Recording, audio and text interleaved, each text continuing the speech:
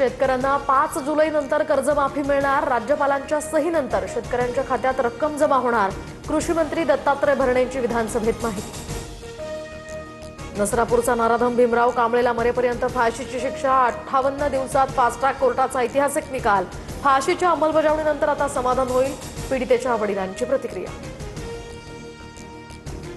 नराधमांना 2 महिन्यात फाशीपर्यंत पोहोचवता येतं, हे नवीन उदाहरण कोर्टानं आपल्या समोर मांडलंय।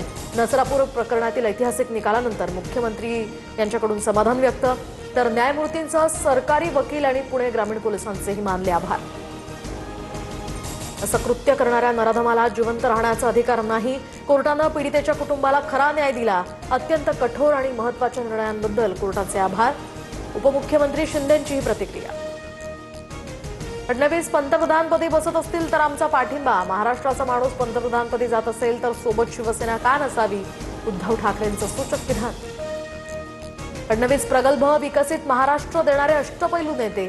उद्धव ठाकरेंनी स्वतःच्या आणि आदित्य यांच्या भविष्याकडे बघावं, मंत्री बावनकुळेंचा निशाणा। मुख्यमंत्री फडणवीसांशी चर्चा झाली आहे, लवकरच आता अर्थखातं आपल्याकडे येईल। बारामतीच्या जनता दरबारामध्ये जय पवारांचं सूचक वक्तव्य।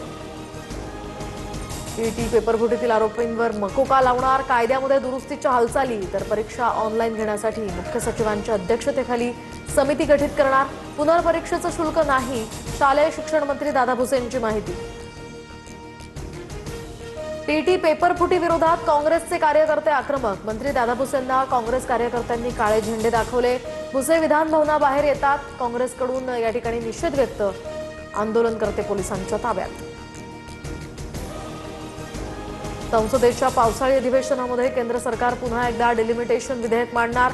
एनडीएमधील उच्चपदस्थ नेत्याची माहिती। मागील अधिवेशनामध्ये 2/3 बहुमत नसल्यामुळे हे विधेयक नामंजूर।